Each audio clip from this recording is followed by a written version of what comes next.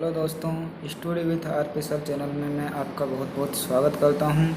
अगर आपको English grammar को स्टेप बाय स्टेप पढ़ना है तो मेरे channel study with RP sir को सब्सक्राइब करें, लाइक करें, बेल आइकन को दबाएं ताकि सबसे पहले नोटिफिकेशन आप तक पहुंच जाए।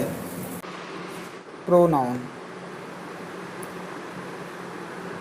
सर्वनाम किसे कहते हैं? परिभाषा, प्रोनाउन सर्वनाम, अंग्रेजी में इसकी परिभाषा जानेंगे। बिल्कुल सीधी सी परिभाषा है। A word used in place of a noun, एक शब्द जो कि यूज्ड उपयोग किया जाता है या प्रयोग किया जाता है, प्लेस्ड स्थान पर, ऑफ नाउन यानी संज्ञा के, मतलब संज्ञा के स्थान पर जो शब्द प्रयुक्त किए जाते हैं उन्हें प्रोनाउन कहते हैं। किसके स्थान पर? संज्ञा के स्थान पर प्रयुक्त होने वाले।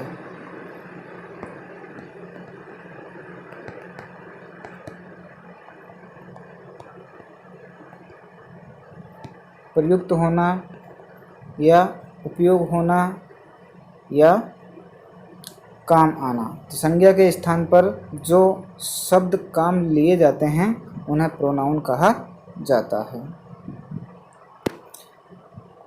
आगे देखते हैं, हिंदी में परिभाषा है इसकी।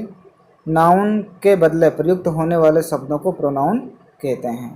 दो तीन परिभाषाएं बता दी है मैंने, तो कोई सी भी परिभाषा हम यूज कर सकते हैं कि नाउन के स्थान पर प्रयोग आने वाले शब्दों को प्रोनाउन कहते हैं, नाउन के जगह काम आने वाले शब्दों को प्रोनाउन कहते हैं। आगे देखेंगे, प्रोनाउन के रिपीटिशन से बचने के लिए प्रोनाउन का प्रयोग किया जाता है। नाउन जो है अगर बार बार वाक्य में आएगा तो उससे जो वाक्य की जो सजावट है वो कम हो जाती है, इसलिए नाउन के स्थान पर प्रोनाउन का प्रयोग किया जाता है। किसी भी वाक्य में एक ही नाउन का प्रयोग बार बार करने से वाक्य की सुंदरता खत्म हो जाती है। वाक्य की जो सुंदरता है वो खत्म हो जाती है, इसलिए यही मुख्य कारण है कि नाउन के बदले प्रोनाउन का प्रयोग किया जाता है। इसका जो मुख्य कारण है वो यही रहा है कि वाक्य में अगर बार बार नाउन आएगा, संज्ञा शब्द आएगा, तो उससे जो वाक्य है उसकी सुंदरता कम हो जाएगी, खत्म हो जाएगी, इसलिए जो नाउन के स्थान पर प्रोनाउन का प्रयोग किया जाता है। जैसे कोई भी है वाक्य, एक वाक्य देख लेते हैं।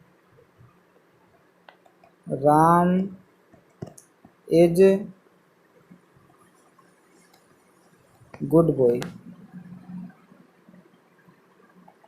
Ram read in 11th. Ram is intelligent.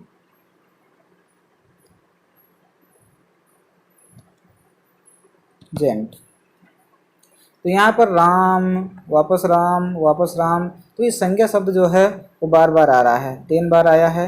अब इसकी जगह हम क्या करते हैं, जो एक बार तो संज्ञा शब्द ले लेते हैं, उसके बाद में जो 2 बार और संज्ञा शब्द है उनमें लिख देते हैं ही, जो कि प्रोनाउन है। Ram is a good boy, he read in 11th class, he is intelligent.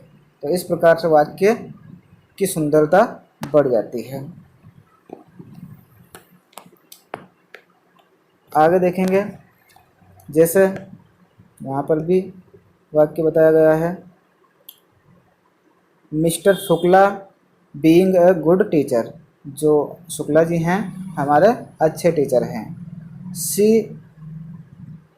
Is like boy all the student, वो जितने भी स्टूडेंट हैं उन सभी स्टूडेंटों को पसंद करती है। यानी मिस्ट्रेस शुक्ला जो है एक स्त्री है जो कि हमारी बहुत अच्छी टीचर है और वह सभी बच्चों को बहुत पसंद करती है। तो यहाँ पर भी मिसेस शुक्ला आया था और यहाँ पर सी की जगह भी अगर मिसेस शुक्ला आएगा तो वाक्य की जो सुंदरता है वो कम हो जाएगी। इसलिए जो मिस शुक्ला है उसके स्थान पर सी रख दिया है और सी जो है वो प्रोनाउन है। इससे वाक्य की सुंदरता बढ़ गई। सी हटा दे नाउन, सी हटा दे नाउन के स्थान पर प्रोनाउन का प्रयोग होता है, न कि नाउन के साथ। नाउन के साथ नहीं होता है, नाउन के स्थान पर होता है। एक उदाहरण और हम देखेंगे, जैसे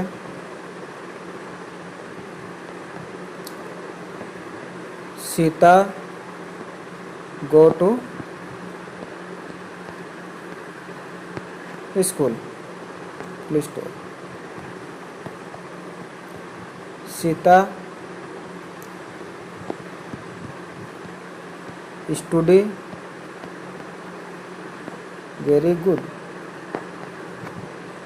अब यहाँ पर सीता सीता दोनों जगह जो है नाउन आया है, तो हम इसको प्रोनाउन प्रयोग करने के लिए सीता गो टू स्कूल और यहाँ पर जो सीता है इसकी जगह लिखेंगे सी, सी स्टडी वेरी गुड। तो इस प्रकार से प्रोनाउन का प्रयोग किया जाता है संज्ञा के स्थान पर। आगे जाएंगे तो प्रोनाउन के भेद कितने होते हैं? प्रोनाउन सर्वनाम।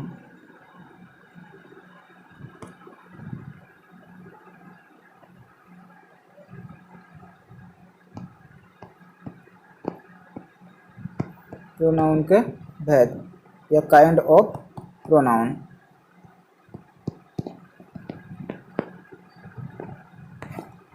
कौन कौन से भेद होते हैं इसके जानेंगे हम वन बाय वन। पहला कौन सा है? तो पर्सनल प्रोनाउन, पुरुषवाचक सर्वनाम।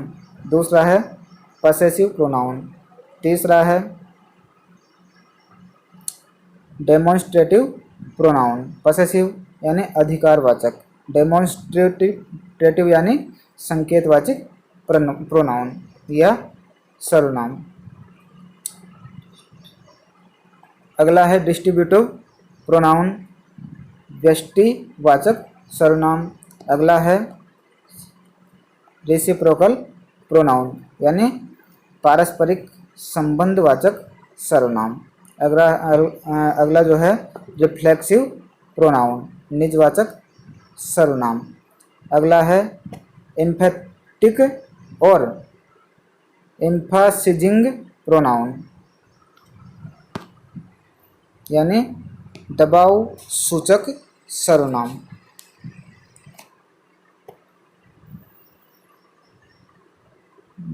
अगला है इनडेफिनिट प्रोनाउन, अनिश्चयवाचक सर्वनाम। अगला है रिलेटिव प्रोनाउन, संबंधवाचक सर्वनाम। और 10वां है आपका इंटरोगेटिव प्रोनाउन, प्रश्नवाचक सर्वनाम। अब इनके अंतर्गत कौन कौन से शब्द आते हैं देखते हैं इनको। जैसे पर्सनल प्रोनाउन है, पर्सनल प्रोनाउन है यानी पुरुष जाति का बोध होता है इससे। जिस सर्वनाम से पुरुष जाति का बोध होता है उसे पर्सनल प्रोनाउन कहते हैं। जैसे आई, मी, वी, अस, यू, हिम, ही, इन सभी से जो भी हैं ये सब प्रोनाउन हैं और इन सभी से पुरुष जाति का बोध होता है, इसलिए इन्हें पुरुषवाचक सर्वनाम कहा जाता है, पर्सनल प्रोनाउन कहा जाता है। अगला है दूसरा पसेसिव प्रोनाउन, अधिकारवाचक सर्वनाम। तो अधिकारवाचक सर्वनाम के अंतर्गत mine, our, your, his, hers और देयर्स ये सब आते हैं। और इनसे जैसे माइन मेरा अधिकार बता रहे हैं, अवर्स हमारा अधिकार बता रहे हैं, योवर्स तुम्हारा अधिकार बता रहे हैं, हिज उसका अधिकार बता रहे हैं। तो इन सभी को अधिकारवाचक सर्वनाम कहा जाता है, पसेसिव प्रोनाउन कहा जाता है। अगला है तीसरा डेमोन्स्ट्रेटिव प्रोनाउन, संकेतवाचक सर्वनाम। जैसे दिस वह, दैट ये सब, दोज दीज, संकेत करके कोई भी चीज़ बताई जाती है। तो दिस, जैसे दिस इज ए काउ, वह गाय है। दिस इज बाइक, वह मोटरसाइकिल है। तो इनसे दिस, दैट, दोज और दीज, इन सभी से संकेत का बोध होता है, इसलिए इन्हें संकेतवाचक प्रोनाउन कहा जाता है।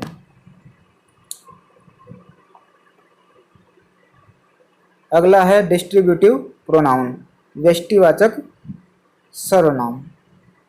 Etch, either, neither, every, none, इन सभी को व्यष्टिवाचक सर्वनाम कहा जाता है या डिस्ट्रीब्यूटिव प्रोनाउन कहा जाता है।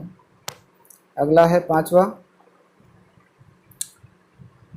रेसिप्रोकल प्रोनाउन, पारस्परिक संबंध वाचक सर्वनाम। एक दूसरे से संबंध बताया जाता है, पारस्परिक संबंध बताया जाता है। एच, अदर, वन, अनोदर, तो इन से जो है वो एक दूसरे से संबंध बताया जाता है, इसलिए इन्हें पारस्परिक संबंधवाचक सर्वनाम कहा जाता है। अगला है रिफ्लेक्सिव प्रोनाउन, निजवाचक सर्वनाम। निजवाचक सर्वनाम में कौन कौन सी चीज़ें आती है? माई सेल्फ, मेरा खुद का, अवर सेल्फ, हमारा स्वयं का, योवर self, yourselves, him self. तो ये जितनी भी वर्ण शब्द हैं, ये सब के सब जो है निजवाचक सर्वनाम के अंतर्गत आते हैं। अगला है पांचवा एम्फेटिक और एम्फेसिजिंग प्रोनाउन, दबाव सूचक सर्वनाम।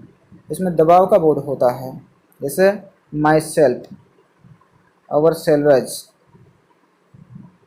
योवर self, yourselves, himself, herself, itself, themselves, oneself, इन सभी से दबाव सूचक सर्वनाम है ये। तो इन सभी का प्रयोग जब सब्जेक्ट कर्ता पर दबाव डालने के लिए किया जाता है, तब ये एम्फेटिक या एम्फेसिजिंग प्रोनाउन कहलाते हैं। ऐसे नहीं तो ये निजवाचक सर्वनाम भी कहलाते हैं, लेकिन कर्ता पर अगर दबाव बनाएंगे तो वहाँ पर ये एम्फेटिक सर्वनाम हो जाएंगे, दबाववाचक सर्वनाम कहलाएंगे।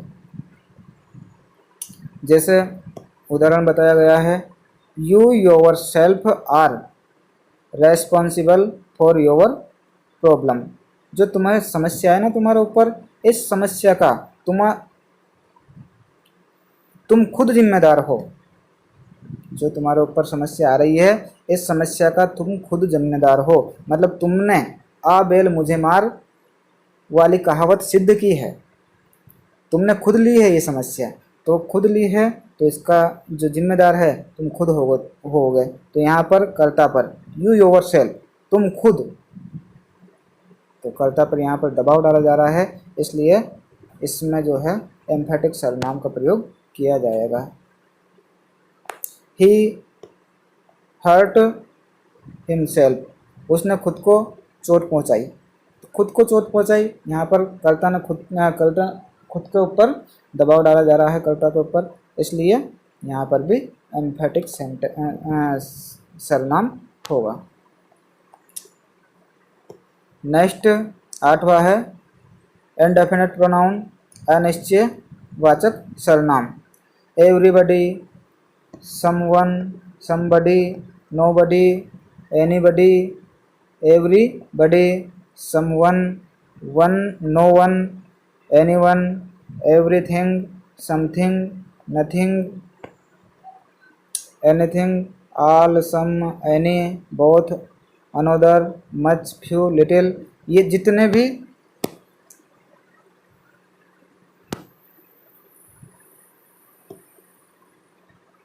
शब्द आ रहे हैं ये सारे के सारे ही अनिश्चयवाचक सर्वनाम के अंतर्गत प्रयोग किए जाते हैं। मतलब निश्चित नहीं है, एनीवन, कोई भी। अब कोई भी क्या फिक्स है? कुछ भी फिक्स नहीं है। फ्यू, कुछ, few water in the jug, jug में कुछ पानी है। अब कितना है ये फिक्स नहीं है, तो इसलिए इन्हें इनडेफिनेट यानी अनिश्चयवाचक सर्वनाम कहा जाता है। अगला है रिलेटिव प्रोनाउन, संबंधवाचक सर्वनाम। कौन कौन से हैं? हु, हुम, हुज, विच, दैट इत्यादि, ये जोड़ने के लिए प्रयुक्त किए जाते हैं। रिलेटिव प्रोनाउन जो हैं वो एक दूसरे को, वाक्य को जोड़ने के लिए प्रयोग किए जाते हैं, तो इन्हें रिलेटिव प्रोनाउन कहा जाता है, संबंधवाचक सर्वनाम कहा जाता है। नेक्स्ट 10वां आखिरी है इंटरोगेटिव प्रोनाउन यानी प्रश्नवाचक सर्वनाम। कौन कौन से आते हैं इसमें प्रश्नवाचक में? हु, हुम, हुज, विच। तो ये प्रश्न पूछने के लिए प्रयुक्त किए जाते हैं। तो यहाँ पर इनसे प्रश्न पूछे जाएंगे और इनसे जोड़े जाएंगे। अगर वाक्य जुड़ रहा है इनसे तो वो रिलेटिव प्रोनाउन है, और इनसे अगर प्रश्न पूछा जा रहा है तो ये प्रश्नवाचक सर्वनाम कहलाएंगे। जैसे हु इज दिस,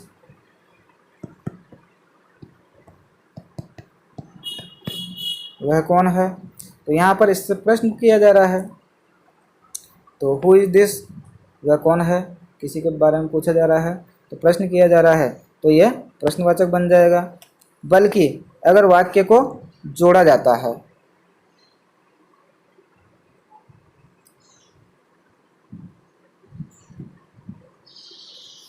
जैसे ही इज माई